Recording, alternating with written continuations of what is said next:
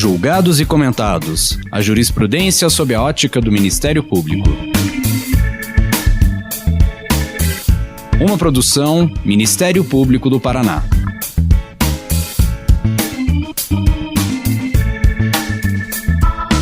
Olá, estamos começando mais um episódio do Julgados e Comentados, nosso podcast para falar dos julgamentos mais relevantes sob a ótica do Ministério Público. Eu sou Eduardo Cambi, promotor de Justiça do Ministério Público do Paraná, e hoje teremos a presença do Procurador de Justiça Murilo José de Giacomo.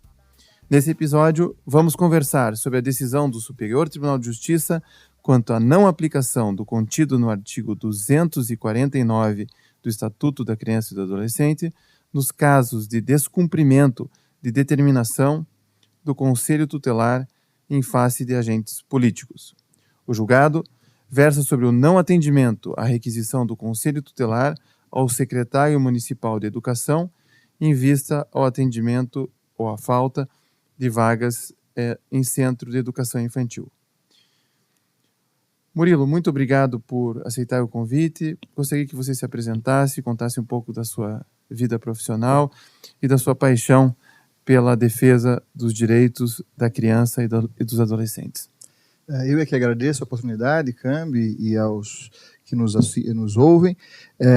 Para mim é uma honra poder estar aqui, e especialmente nessa ocasião em que nós estamos discutindo um dos julgados que eu reputo que precisam ser repensados, até porque firmou jurisprudência contrária àquilo que o Estatuto da Criança e do Adolescente preconiza, né, que seria o atendimento prioritário e o atendimento espontâneo, até por parte do poder público, na efetivação dos direitos, no caso aqui específico, a educação, mesmo após a intervenção do Conselho Tutelar, ou a falta, como você disse, do atendimento. Eu, durante muitos anos, eu fui coordenador do Centro de Apoio da Criança e do Adolescente aqui no Paraná. Acho que a minha carreira inteira, né, já de quase 29 anos de Ministério Público, eu atuei na área da infância e juventude, e como você disse, né, foi uma paixão mesmo, à primeira vista, em que desde a minha época de substituto eu acabei atuando, né, em promotorias da infância e juventude, e comecei a enxergar a importância, né, de uma intervenção não só do Ministério Público, né, talvez o Ministério Público como o catalisador, como aquele agente que vai fomentar a atuação de todos os demais órgãos e agentes que precisam se unir e juntos encontrar soluções para os problemas que nós enfrentamos na infância. Inclusive, a área da infância ela tem um potencial enorme porque ela atua preferencialmente, ou deveria, né, ter essa linha de atuação na prevenção. Enquanto em outras áreas, né, de atuação do Ministério Público, nós acabamos atuando só na repressão, em situações de violação de direitos, de problemas que já ocorreram. E na infância nós temos a possibilidade de evitar a ocorrência de muitos problemas.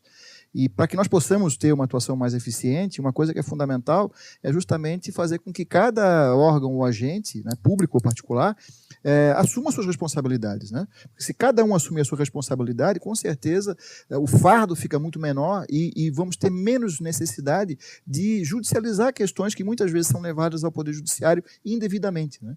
E eu, ao longo desses anos, eu testemunhei que muitas questões que são levadas à promotoria da infância e juventude, à justiça da infância e juventude, não deveriam ser levadas. E outras que deveriam acabam não sendo, justamente porque se sobrecarrega o Poder Judiciário, especialmente na área da infância e juventude, com questões que deveriam ser resolvidas, tanto pelo Conselho Tutelar. Porque justamente o Conselho Tutelar ele foi criado na perspectiva de desjudicializar o atendimento. E foi dotado de poderes e deveres, né, mas poderes até equiparados ao Poder Judiciário, para que pudesse ele, Conselho Tutelar, com a sua intervenção, em último caso, porque a ideia é que o próprio Conselho não precisa intervir, né, se o sistema está organizado, os direitos são efetivados espontaneamente, mas se houver necessidade de intervenção do Conselho Tutelar, que o Conselho tenha uma atuação resolutiva. E, se necessário for, que use da sua autoridade, que é equiparada à figura do próprio juiz, para que possa resolver aquela questão. Murilo, vamos trazer, você falou que fez 29 anos de Ministério Público e o ECA vai completar agora 30 anos de atividade e vigência em julho de 2020. Eu gostaria que você, que começou a trabalhar já nessa lei nova, né, que você contextualizasse e dissesse a importância que o Estatuto da Criança e do Adolescente tem no ordenamento jurídico brasileiro. Bom, o Estatuto da Criança e do Adolescente e a LDB, que fala da educação, são, para mim, as duas leis mais relevantes, porque elas trabalham justamente com aquilo que é a base, né? Com a criança, com o adolescente, e na prevenção de situações, ou potencialmente na prevenção de situações, que, se não forem tratadas adequadamente aqui atrás, vão resultar em problemas lá na frente. Então, é fundamental que o Estatuto e as leis posteriores, que também falam de direitos da criança e do adolescente, temos várias leis até recentes, que elas sejam bem interpretados e aplicados, né? E uma coisa que nós muitas vezes não vemos acontecer. Muitas pessoas criticam o Estatuto ainda hoje, né, 30 anos depois, sem conhecê-lo. E especialmente você vê algumas leis que alteram até o Estatuto, já alteraram ou pretendem alterar, e alteram em pontos que sequer foram implementados como deveriam ser. E as pessoas criticam o Estatuto por aquilo que ele supostamente teria trazido de problemas em matéria de infância, justamente quando deveriam ver o contrário. Os problemas que hoje existem, eles decorrem justamente do descumprimento daquilo que está previsto na lei. Então, se as pessoas conhecessem um pouco melhor o Estatuto e aplicassem na sua plenitude, talvez muitos problemas hoje nós não teríamos. Nós teríamos já conseguido superar, nós teríamos evoluído muito enquanto nação no Brasil. Eu costumo dizer para os meus alunos, Murilo, que se um alienígena viesse para o Brasil e lesse a Constituição, lesse o Estatuto da Criança e do Adolescente, ia achar que a gente viveria nos melhores dos mundos. Porque, de fato, ali há uma previsão extensa de garantias, de direitos que deveriam proteger a criança e o adolescente. Agora, como efetivar esses direitos, né? Você fala muito em trabalhar em rede, né? E, nesse sentido, não basta o Ministério Público, não basta o Judiciário, não basta o Conselho Tutelar. Explica para nós como que nós poderíamos extrair da lei maior efetividade. Veja, em relação à questão da rede de proteção, não só o Estatuto ele fala sobre isso, mas uma lei recente, como eu disse, a Lei 13431, de 2017, que entrou em vigor em 2018, chamada Lei da Escuta Especializada e tal, e o decreto, né, 9603, que regulamentou essa lei, falam muito da rede de proteção. O que seria isso? Seria justamente você ter diversos órgãos e agentes trabalhando de uma forma integrada, articulada, coordenada, cada um cumprindo a parte que lhe cabe, né, com a definição prévia exatamente de quais são esses papéis, né, o que cabe a cada um, e que possam colaborar entre si na busca do objetivo comum de todos, que deveria ser a proteção integral à criança e adolescente. E eu tenho dito sempre que talvez a melhor contribuição que o Ministério Público possa dar para a sociedade em matéria de infância seja justamente ajudar a formar e a fortalecer essa rede de proteção, para que possamos intervir, como prevê a lei, de uma forma precoce, de uma forma imediata, qualificada, resolutiva, logo diante das primeiras situações de problema que surgirem. E, aliás, com a perspectiva, inclusive, de prevenir esses problemas, porque um diferencial do Estatuto em relação ao Código de Menores, que antecedeu, a lei que antecedia o Estatuto, né, era justamente que o Código de Menores só agia, ou, quer dizer, só havia intervenção do Estado, lato sensu, né, e aí era o Estado juiz, diante de uma situação de violação que já aconteceu. Enquanto o Estatuto ele tem a perspectiva de atuar preventivamente, por meio de políticas públicas, e por meio justamente da definição de um sistema de garantia, né, que a Lei 13431 fala, inclusive, um sistema próprio até para atender vítimas de violência, composto por diversos atores, não só o sistema de justiça, e que pudesse intervir precocemente, rapidamente, com eficiência, com qualidade, diante das situações de violação de direito que surgissem, ou que pudessem vir a ocorrer. E o que nós temos visto é que ainda hoje, 30 anos depois, nós continuamos a judicializar situações que não deveriam ser judicializadas. Por quê? Porque nós não organizamos a rede corretamente. E aí não há uma definição clara de papéis, cada um fica empurrando para o outro o problema, e eu digo sempre, né, trabalhar em rede não é saber para quem que eu vou empurrar o abacaxi, né? Trabalhar em rede é saber com quem eu posso contar para me ajudar a resolver o problema que não é dele, não é meu, é nosso, né? É de todos. A lei impõe a todos o dever de atuar na defesa e proteção dos direitos da criança e do adolescente, e aí você acaba, enfim, com esse impasse, né? Você não consegue evoluir. Pelo menos em muitas questões, nós ainda não evoluímos, pelo menos como deveríamos ter evoluído. E essa decisão do STJ é um exemplo de como nós ainda temos dificuldade de interpretar e aplicar corretamente a lei. Porque essa decisão, a meu ver, com devido respeito, né, é uma decisão que ela está completamente equivocada e ultrapassada no seu conceito. Porque ela, de alguma forma, ela conseguiu extrair contra o teor expresso da própria norma de que uma determinação do Conselho Tutelar dirigida ao gestor, dirigida a quem cabe a efetivação do direito, em última análise da criança, ela não tem. Se ela for descumprida, ela não tem consequência. Quando a lei diz o contrário. Inclusive, a lei diz expressamente, né, que o Conselho Tutelar ele tem o poder de requisição.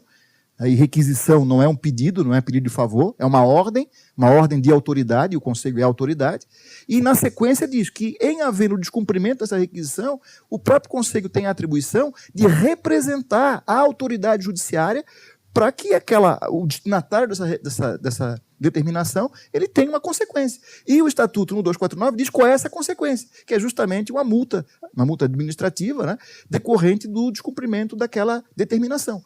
Então, não sei como que se chegou à conclusão de que todo esse arcabouço jurídico que foi criado justamente para fazer com que o poder público assumisse as suas responsabilidades de uma forma espontânea, prioritária, sem precisar que sequer chegasse ao Poder Judiciário, isso não tem validade. E aí o Conselho fica enfraquecido, né? Ele perde, né, uma arma poderosíssima que ela, claro, tem que ser usada com parcimônia, né? A gente sempre diz isso, a requisição ela não pode ser banalizada, ela sempre tem que ser precedida do entendimento, do diálogo, do convencimento. O Conselho Tutelar é, na essência, um órgão político, né?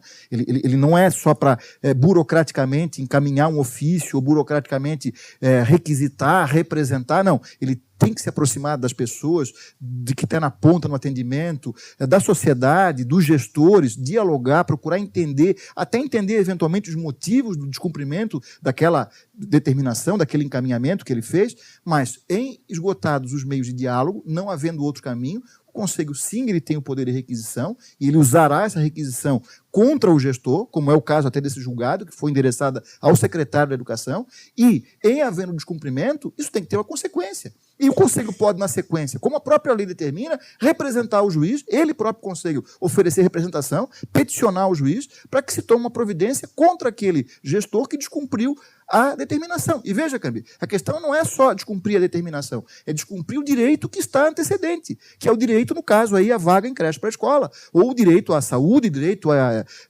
assistência social, enfim, os direitos que são resguardados pelo Conselho Tutelar e que o poder público, na forma da lei e da Constituição, tem o dever de efetivar com a mais absoluta prioridade. É importante, então, destacar o papel do Conselho Tutelar. Vamos explicar um pouquinho, Murilo, para que serve, quem compõe, e como que, nesse trabalhar em rede, o Conselho Tutelar é um protagonista dessas ações em prol da defesa dos direitos da criança e adolescente. Certo. Bom, o Conselho Tutelar ele foi criado, né, logo no advento do Estatuto, com uma forma justamente de desjudicializar o atendimento. Muito daquilo que antigamente, né, era feito pelo juiz de menores, no sentido dos encaminhamentos, no sentido de aplicar medidas, né, de proteção à criança, ao adolescente, aos pais, porque também o Conselho tem que ser visto como órgão de proteção à família, né? A gente não pode nunca esquecer da família quando atende a criança e o adolescente. Eu sempre enfatizo isso, né? O Conselho Tutelar não pode virar as costas para os pais, tem que sempre trabalhar com os pais, aliás, fazer com que os pais assumam suas responsabilidades de uma forma adequada, né? Através também do diálogo com os pais, por isso que a lei fala que atender e aconselhar os pais ou o responsável, e foi criado justamente para que nós não precisássemos judicializar o atendimento no que diz respeito à proteção. A regra é a não judicialização. Você vai judicializar situações em que a própria lei exige. Por exemplo, eu tenho que afastar uma criança da família, eu tenho que afastar um agressor da moradia comum, eu tenho que, enfim, punir alguém que praticou uma violência contra a criança. São situações que têm que ser judicializadas. Isso demanda judicialização. Agora, todo o resto, né, o atendimento médico, atendimento psicológico, psiquiátrico, atendimento social, né, atendimento pedagógico, educacional, nada disso, para ser efetivado, precisa, a princípio, de ser judicializado. E o Conselho Tutelar ele foi criado justamente para quê? Para poder ser aquele que vai monitorar, para verificar se os direitos das crianças estão sendo efetivados, como prevê a lei, de forma espontânea pelo poder público, né, pelos próprios pais, mas, enfim, também em relação ao poder público. E uma vez que detecta alguma situação anômala, alguma violação, alguma ameaça de violação, ele vai intervir. E vai intervir, primeiramente, na base justamente do diálogo, do entendimento, para eu saber o que aconteceu, por que aconteceu, E para que possa entender o que aconteceu, muitas vezes ele vai precisar da intervenção da rede de proteção, dos órgãos técnicos da rede de proteção. Porque o Conselho Tutelar, ele em si, ele não é um órgão técnico, ele é um órgão político.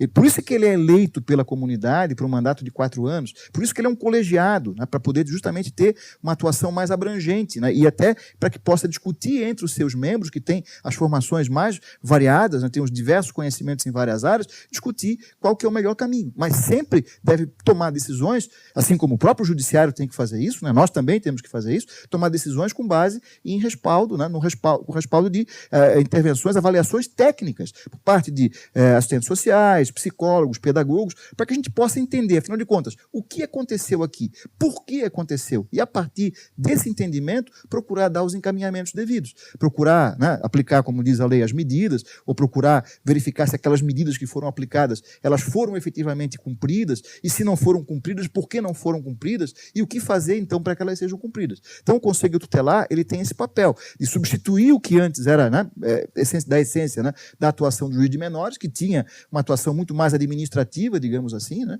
Eu não sei se, né, você sabe, mas na origem, né, do Estatuto, aqui no Paraná mesmo, o órgão jurisdicional que julgava recursos interpostos contra decisões dos juízes da infância era o Conselho da Magistratura. Por que era o Conselho da Magistratura? Porque o Conselho da Magistratura é um órgão administrativo. Não é um órgão jurisdicional. Por quê? Porque não se entendia que uma decisão emanada do juiz da infância, como era na época do Código de Menores, não era uma decisão jurisdicional, era uma decisão também administrativa. Só que isso mudou com o Estatuto. E hoje, claro, já também mudou. Hoje não é mais o Conselho da Magistratura. Mas durante muito tempo, mesmo após a entrada em vigor do Estatuto, ainda se entendia que a decisão do juiz da infância, como era na época do juiz de menores, sequer era uma decisão jurisdicional. Quer dizer, era até uma, digamos, uma capsu diminúcio, né? Uma diminuição da importância do juizado da infância, como era na época do juiz de menores. Mas eu digo, hoje, né, é diferente. E hoje nós temos que ter uma outra concepção de atendimento à criança. Nós não temos, especialmente nós, aí eu falo, nós, Ministério Público, nós não temos que judicializar aquilo que não deveria ser judicializado. Especialmente judicializar da forma como nós judicializamos. O que nós precisamos é articular a rede, ou ajudar a articular a rede de proteção, para que ela de fato exista. E uma coisa que eu digo sempre, Câmbio, a rede ela tem que ser formalizada, ela tem que ser oficializada, não pode ser algo meramente idealizado na cabeça de alguém, tem que ser algo colocado no papel, eu tenho que ter uma regulamentação de quem integra a rede, quais são os órgãos, quais são os representantes desses órgãos, qual é o papel de cada um, para que nós possamos, a partir daí, inclusive, exigir responsabilidades daqueles, né, que têm essa responsabilidade. Porque é aquela história, se nós não sabemos exatamente o que é papel de quem, vira, né, uma confusão. E aí, né, você acaba encaminhando, eventualmente, um caso para o atendimento de algum órgão que não é o órgão competente para atuar naquele caso, ou pelo menos que não teria a competência técnica para resolver aquele caso. E o que acontece muitas vezes hoje, quando você simplesmente encaminha para o Conselho Tutelar, achando que o Conselho vai resolver. Mas o Conselho, por si só, ele não resolve coisa alguma. Ele vai ter que ser aquele que vai mover a máquina, que vai fazer com que o sistema funcione, que vai acionar os órgãos competentes, inclusive os órgãos técnicos da rede de proteção, para que possa fazer primeiro esse diagnóstico, para entender o que aconteceu, e a partir daí tomar essas providências devidas, que não são aquelas que o conselho vai dizer, o que o juiz vai dizer, são aquelas que são necessárias. Porque se o sujeito precisa de um atendimento médico, esse tem que ser oferecido para ele. Não é porque o juiz mandou, é porque a lei determina que aquele caso tem que ser atendido pelo sistema de saúde de forma prioritária. Se ele precisa de um atendimento psicológico, psiquiátrico, um atendimento social, pedagógico, isso tem que ser oferecido, né, espontaneamente pelo poder público, não é porque o conselho mandou, porque o juiz mandou, é porque é direito daquela pessoa receber o atendimento. Repito, com prioridade absoluta, como manda a lei e a Constituição. Então, se isso não está acontecendo, né, e o Conselho intervém para que então venha acontecer, para que então haja, né, a atuação finalmente, né, digamos assim, houve um cochilo do gestor, houve um cochilo do atendimento, mas aí o Conselho interveio, e aí apontou para aquela falha e apontou para a necessidade de um atendimento. E ainda assim não houve atendimento. Tentou-se, através do diálogo, resolver aquela questão. Não foi. E aí você vai requisitar, porque aí já, eu falei, é o ato de força, porque não é pedido de favor, é uma ordem, sim, de autoridade. E ainda assim não há o cumprimento, evidentemente que tem que ter uma consequência. E a consequência ela pode ser, inclusive, né, a prática de uma infração administrativa. Se nós formos em outras leis, por exemplo, a lei do SINASE, a lei 12594, diz claramente que o descumprimento do que está previsto na lei do SINASE caracteriza em tese, sabe o quê? Ato de improbidade administrativa. Está lá. Né? Artigo 28 e 29 da lei do SINASE, da lei 12594. Então, quer dizer, se pode chegar ao ponto de caracterizar improbidade administrativa, por que não caracterizaria uma infração administrativa? Quer dizer, por isso que eu não entendo como, com devido respeito, se chegou a essa conclusão de que uma determinação do Conselho Tutelar que é descumprida pelo gestor, ela não teria consequência. Isso você acaba subvertendo a lógica, né, todo o sistema que foi criado, subvertendo a própria necessidade de judicializar só o que realmente não tem mais jeito, e você enfraquece o Conselho Tutelar. E aí acaba, como eu falei, tendo que judicializar o que não deveria. Por quê? Porque o Conselho Tutelar não é visto com a força que ele tem, com a autoridade que ele tem. E, claro, sempre lembrando que o Conselho tem que exercer essa autoridade com responsabilidade, com parcimônia, né, com cautela, para não haver até um abuso, né, para não haver um desvirtuamento dessa autoridade também.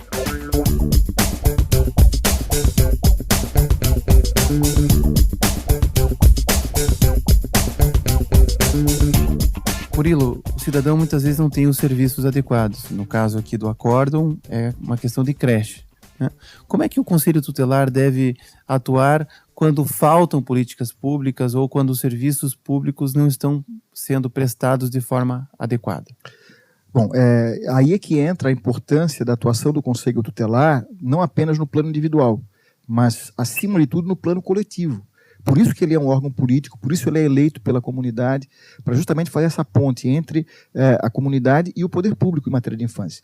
E aí é importante que o conselheiro tutelar, ele saia a campo, ele saia às ruas, ele realize audiências públicas, ele ouça a comunidade, para poder fazer um levantamento justamente das principais demandas dessa comunidade, das principais deficiências no atendimento que existe naquela comunidade em matéria de infância, e se organizar internamente para, de uma forma adequada, inteligente, sistemática, né, levar esses dados até os gestores, levar esses dados até a Câmara Municipal, né, que, afinal de contas, também tem esse papel de fiscalizar a atuação do Executivo, também tem o papel de votar o orçamento, né, e procurar apontar onde há necessidade de maior investimento. Tanto que a atribuição mais importante que eu reputo do Conselho Tutelar é do artigo 136, inciso 9 do Estatuto, que é assessorar o Poder Executivo local na elaboração da proposta orçamentária para planos e programas de atendimento à criança e adolescente. E o plano, inclusive, aqueles planos decenais, né, que aí os conselhos de direitos da criança vão elaborar, os planos orçamentários, inclusive o plano plurianual. Ano que vem vamos ter o plano plurianual, né, para os 4 anos subsequentes, com a posse dos novos prefeitos. E é importante que haja essa interação do Conselho Tutelar com os gestores de forma permanente, para que nós possamos levar ao gestor as reivindicações da sociedade em matéria de infância, apontar os problemas. O primeiro passo para resolver um problema, não só individual, mas acima de tudo problema no plano coletivo, é trazer esse problema à tona, fazer com que ele seja visível, fazer com que ele passe a incomodar os outros que têm que ser incomodados. E evidentemente que para isso também o Conselho pode contar com a colaboração do Ministério Público. E aí procurar o Conselho primeiro se organizar, eu digo sempre, o Conselho Tutelar, ele tem que ter uma agenda institucional, tem que ter metas institucionais que os conselheiros vão estabelecer para eles, conselheiros, e para o Conselho como instituição, e perante o poder público, que extrapole a questão individual. Se o Conselho ficar só esperando no gabinete que os problemas sejam trazidos até ele, para depois tentar resolver, né, com base no jeitinho, no favor, ou então até tentar requisitar aqui e acolá, ele já está no prejuízo, ele já está administrando prejuízo. E nós não queremos que o Conselho só administre prejuízo. Ele tem que ter uma atuação protagonista, uma atuação proativa, uma atuação de prevenção. E aí ele tem que, como eu falei, sair a campo. Ele tem que ter uma atuação muito mais, digamos, abrangente do que a gente tem visto em muitos casos hoje. Tem pessoas que acham que o Conselho só aplica medida e faz encaminhamento. E eu digo sempre, se o Conselho Tutelar foi criado só para isso, então fecha o Conselho Tutelar. Eu não preciso do Conselho para isso. Eu preciso do Conselho Tutelar para ter uma atuação muito mais abrangente. E eu quero que o Conselho tenha uma atuação mais abrangente, mais proativa, mais, como eu falei, protagonista. E aí, para isso, como eu falei, primeiro tem que haver essa organização interna do próprio Conselho, que também não pode ser um ajuntamento de pessoas, né, que são 5 conselheiros, e aí cada um fazendo o que quer do seu jeito. Tem que ter uma organização, uma união, né, entre eles, uma definição, primeiro, interna de quais são as metas institucionais, como eu falei, criar essa agenda institucional, e, posteriormente, levar isso a outros órgãos, e pedindo parcerias, no caso do Ministério Público, de líderes comunitários, de pessoas que têm alguma influência, até política na região, sem puxar para a política partidária. A gente não quer que, embora o Conselho seja um órgão político, ele seja partidarizado, não pode, e justamente para isso é importante definir as metas institucionais, até para evitar que alguém dentro do Conselho que tem uma visão, né, puxando aí para o lado partidário, ele não prevaleça, né? O que deve prevalecer é o interesse da criança, não é o interesse, né, pessoal de um conselheiro ou de uma organização político-partidária, e evidentemente que aquilo que está errado tem que ser apontado, tem que ser trazido à tona. Nós temos que fazer com que os órgãos que são competentes para resolver o problema, eles se também interem disso e se proponham a resolver. E claro que isso não é uma tarefa fácil, né? É mais complexo. Daí a importância do Conselho se aproximar de outros profissionais que atuam na área da infância, até para poder entender, né, detalhes do atendimento em si, do funcionamento desses órgãos públicos, e buscar até, como eu falei, apoio institucional, dentre eles, do próprio Ministério Público. Mas vamos ver na prática, então, que o Conselho Tutelar tem recebido diversas mães, diversos pais que procuram o Conselho para dizer que não há vagas no sistema de educação infantil. Ele se organiza, ele procura ver qual é o déficit de vagas, faz audiências públicas, consulta especialistas e requisita, então, para que o secretário, no caso o secretário municipal de educação, crie ou resolva o problema. Uhum. Vamos imaginar que o gestor se omita. Qual é o segundo passo? Requisitar ao Poder Judiciário a aplicação deste artigo 249 do Estatuto da Criança e Adolescente? Veja, bom, primeiro, falei, você disse, esgotou todos os recursos, esgotou todos os meios. Levou isso, diálogo, esgotou os meios de diálogo. Levou até o gestor, de uma forma oficial, formal. Requisitou aquele atendimento. Tá? E houve descumprimento. Primeiro, para que o gestor se desobrigue disso. Né? Porque até você pode questionar, tá, mas se a requisição ela for, supondo, uma requisição indevida, uma requisição ilegal, supondo, qual não seja razoável, porque as políticas públicas custam. Qual que é o mecanismo que o gestor tem para se desobrigar dessa requisição, dessa ordem? Aí é o que eu digo, é o contrário do que tem sido feito. Se o gestor entende que aquela requisição, que aquela determinação é indevida, não deve ser cumprida por qualquer razão, o que é que diz o artigo 137 do Estatuto? O artigo 137 diz que o destinatário dessa requisição, dessa determinação, ele tem que recorrer à justiça para se ver desobrigado. Aí é o contrário. Quer dizer, não vou judicializar o atendimento. O gestor que quer descumprir ou entende que não é devida aquela requisição, a ele cabe um único caminho, do seu ponto de vista legal. Recorrer à justiça. Ele vai ter que pedir ao juiz da infância para se ver desobrigado do cumprimento daquela determinação. E aí o juiz vai ter que analisar, vai ter que, né, instaurar um procedimento, né, judicial em que ele vai verificar. Essa requisição, primeiro, ela é uma requisição legal, ela cumpriu os requisitos formais de uma requisição, foi deliberada no âmbito do Conselho, né, de acordo com o regimento interno do Conselho, ela foi formalizada por meio do documento, ela foi encaminhada à autoridade competente, etc. E, estando formalmente correta, então, primeiro ponto. Segundo, é razoável o cumprimento dessa requisição ou não é? E, a partir daí, o juiz vai decidir, claro, ouvido o Ministério Público, se deve ou não acatar aquele pedido do gestor para se ver desobrigado do cumprimento da requisição. O próprio Conselho Tutelar leva a juízo e tem legitimidade para fazer tutelar, isso. Sim, mas veja, quem vai levar, né, o pedido para se desobrigar é o gestor. O gestor. É o gestor. O artigo 137, ele vale para quem? E se o gestor não fizer isso? Se não fizer, aí o próprio artigo 136, inciso 3º, né, que a gente está falando aqui da requisição, que está prevista lá no Estatuto, no artigo 136, inciso 3º do Estatuto, tem duas alíneas. A linha A fala da requisição, e a linha B, na sequência, já diz que, deixando entender que, em havendo o descumprimento daquela determinação, o Conselho Tutelar tem legitimidade para peticionar ao juiz, ele próprio. Não precisa mandar para o promotor. Não precisa, pode também se quiser, mas ele próprio tem legitimidade, isso é até sui generis, né? Porque se dota ao conselho, que é composto em regra por leigos, por pessoas comuns, não precisa ter nenhum advogado, né? Nenhum bacharel em direito, e se dota ao conselho de uma capacidade postulatória. Não, é o próprio conselho como instituição, porque a instituição Conselho Tutelar, nesse caso, né? E também quando detecta uma irregularidade numa entidade de atendimento, né? É o artigo 191 e o 194 do Estatuto, dotam o Conselho de uma capacidade postulatória, né? Como se fosse advogado ou promotor, enfim.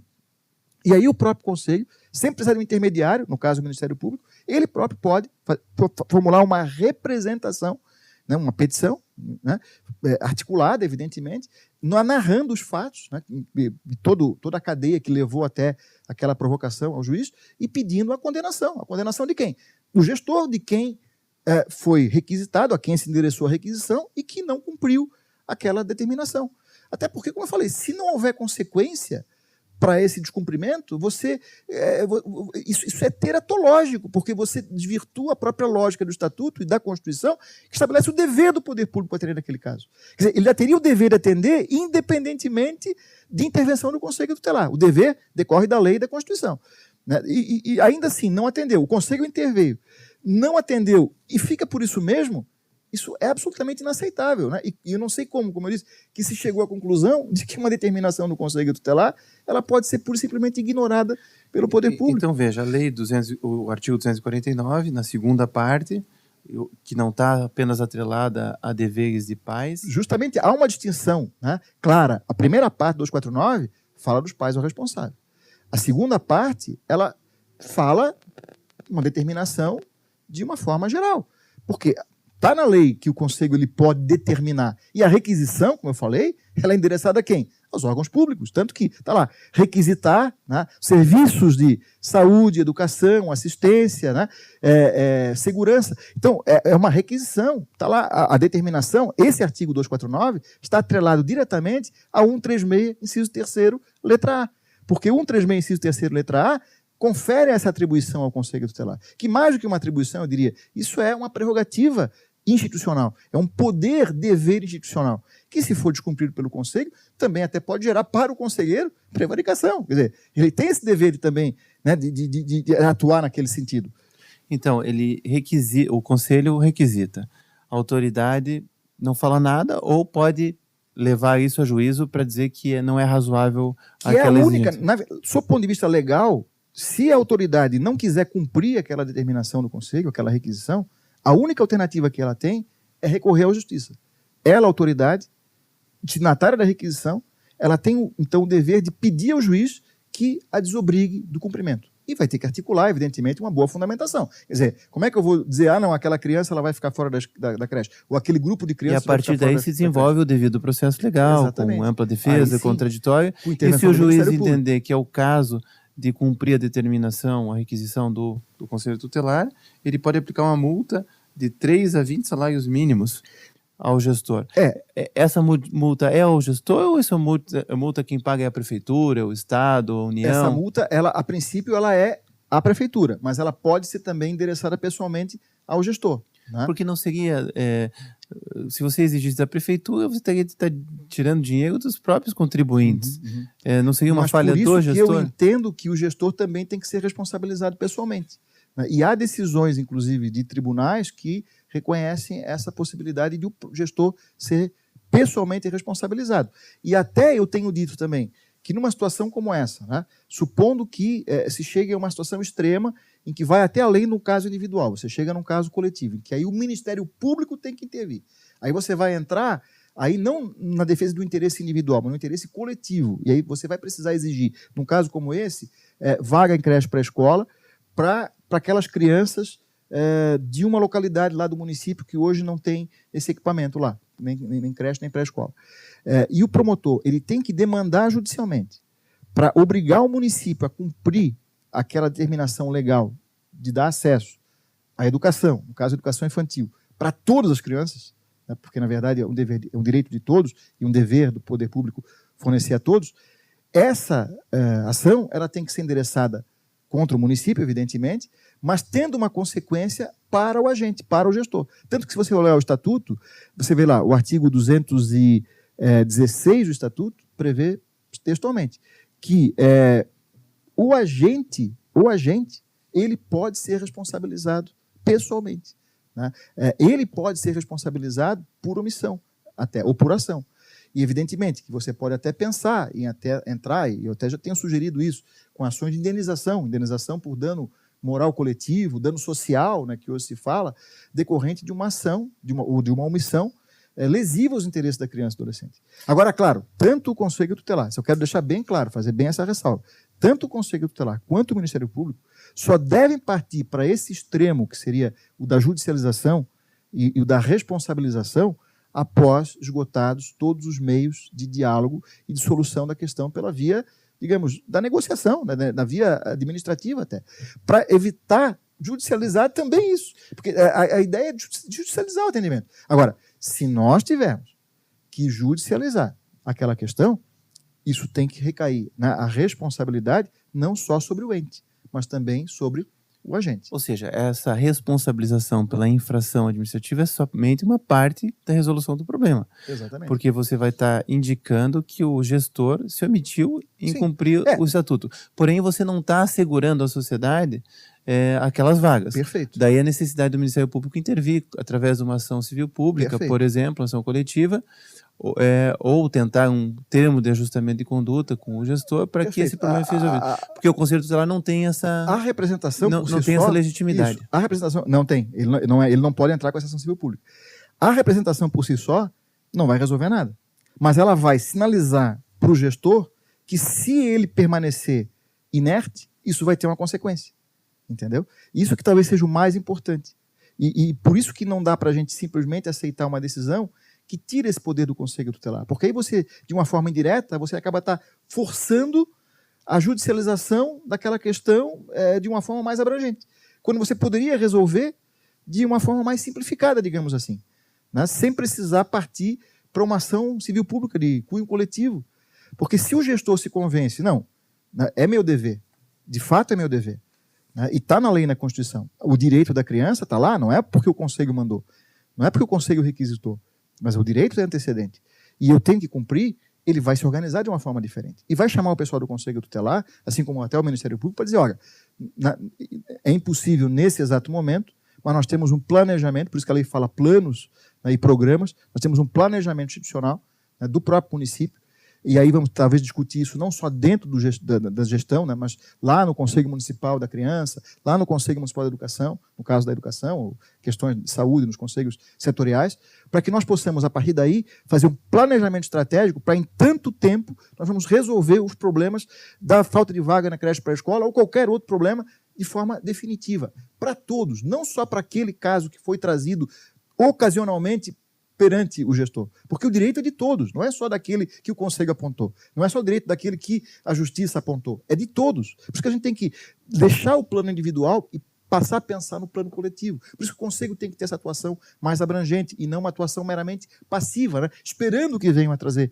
até ele problemas. Ele tem que ir à frente, porque tem pessoas que nem sabem que têm esse direito, que os seus filhos têm esse direito.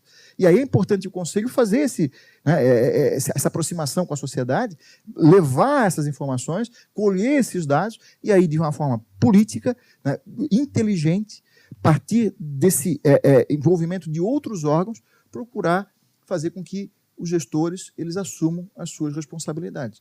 E aí ajudando a organizar a rede de proteção, como eu falei, até contando com o apoio do Ministério Público, nessa atuação que também deve ser preponderantemente extrajudicial, né, para que nós possamos somar esforços e aí juntos, né, tentar encontrar soluções definitivas que resolvam a questão para todos, né, e não só para aqueles casos que esporadicamente, episodicamente foram apurados, né, naquele momento.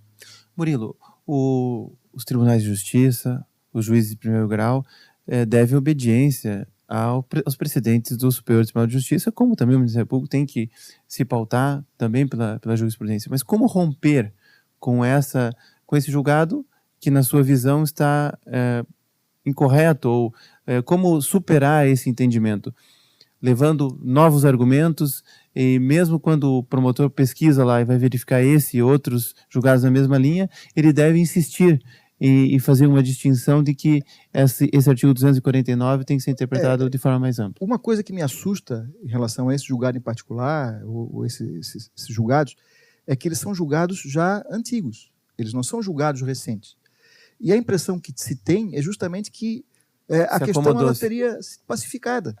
ela estaria acomodada de uma forma absolutamente equivocada, como se isso fosse, né, correto, e não é correto. Então é papel do Ministério Público questionar, provocar o Judiciário novamente Nós com temos novos que provocar argumentos. com novos argumentos, fazer com que haja uma interpretação não só do artigo 249, de forma isolada, mas de toda a sistemática que a lei estabeleceu, e não só o Estatuto, leis posteriores estabeleceram, para que houvesse efetivação dos direitos. Para que não caísse essa determinação, essa disposição, como letra morta. Para que a requisição do Conselho Tutelar ela fosse também colocada na equação e como algo que visa justamente o quê? Visa evitar que aquela questão precisasse chegar até o Poder Judiciário. Interpretar o 249 em conjunto com o artigo 136, inciso 3º, letras A e B, junto com o artigo 137, junto com o artigo 4º, junto com o artigo 227 da Constituição Federal, que estabelece o dever do poder público de prestar o atendimento prioritário para criança e adolescente, para que justamente não precisasse sequer chegar na mão do Conselho Tutelar, quem dirá na esfera judicial. E, evidentemente, ou seja, se isso vai tiver muito que além chegar, de uma interpretação literal claro, do dispositivo 249. Veja, Cambi, o próprio Estatuto tem uma regra de interpretação. No artigo 6º do Estatuto, você tem lá, né, na interpretação dessa lei, levar-se em conta os direitos, você tem uma regra de interpretação que está sendo ignorada.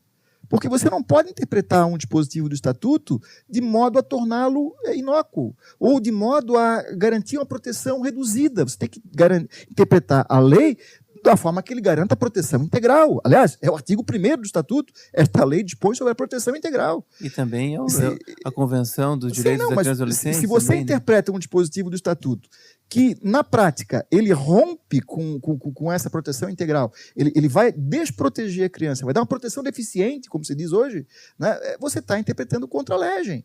E a regra de interpretação do artigo 6º do Estatuto, ela aponta justamente que você não pode interpretar nenhum dispositivo do Estatuto no sentido contrário, né, a isso, que são os deveres, né, coletivos, individuais, coletivos, a começar pelo dever de agir do poder público para a efetivação dos direitos. Então, eu acho que essa é uma questão que tem que ser levada aos tribunais novamente, né? Nesses 30 anos do Estatuto, talvez seja o momento oportuno de nós questionarmos isso novamente, até conclamo aos colegas que nos ouvem, né? Para que, ou aos conselheiros tutelares, para que insistam junto aos colegas, para que façam as requisições corretamente, quando necessário, né? Esgotados os meios de diálogo, etc. E se houver requisição descumprida, que representem ao Poder Judiciário, e se houver a rejeição, assim, enfim, com base nesse acórdão do STJ, que levem aos tribunais, questionem, façam pré-questionamento, nem que nós façamos sustentação oral lá no STJ, uma conversa com os ministros, para que nós possamos convencer os ministros, inclusive tem colegas nossos, né, promotores, que são ministros membros do Ministério Público, que são ministros do STJ, levar a eles, olha, nós temos que mudar esse entendimento, que é um entendimento prejudicial. Além de equivocado, ele é prejudicial aos interesses da criança. É um entendimento ultrapassado, que não se coaduna com aquilo que nós queremos ver, né, de um Estado protetor, um Estado que, de fato, cumpre o seu papel, cumpre os seus deveres para com as suas crianças e adolescentes. Então, eu acho que é o momento, talvez, de nós, né, acordarmos para isso, trazemos à tona esse problema, como eu disse, né, que é um problema que eu vejo grave, que tem que ser trazido à tona, e colocarmos novamente em discussão nos tribunais para que nós possamos ter a mudança de entendimento, que eu tenho certeza que vai trazer benefícios aí para todos. E vai fazer com que o Conselho Tutelar ele seja reconhecido, né, na sua importância, com a sua autoridade, né, e que passe a ser mais resolutivo, como deve ser, e sem precisar levar futuras questões semelhantes ao Poder Judiciário, seja o juiz da infância, seja aos tribunais. Murilo, eu quero agradecer a tua participação no podcast Julgados e Comentados. Eu que agradeço mais uma vez. Não se esqueça de curtir ou se inscrever em nossas redes sociais e assinar nosso podcast no aplicativo de sua preferência. Você também pode participar da elaboração dos Julgados e Comentados. Quer sugerir um tema? Mandar dúvidas ou comentários? Envie para a gente pelo e-mail julgadosecomentado@mppr.mp.br ou pelas nossas redes sociais. Muito obrigado e até a próxima.